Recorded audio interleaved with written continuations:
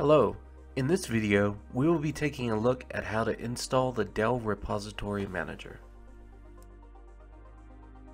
After downloading, we need to run the exe to begin the install.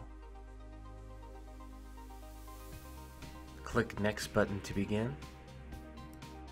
Accept the user agreement. Verify the install path. Confirm icon placement. Then press Install on the review page.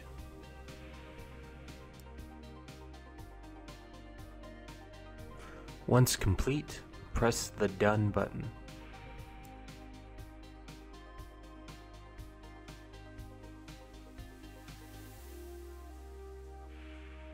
Press OK on the pop-up. Click on the new icon to open Repository Manager.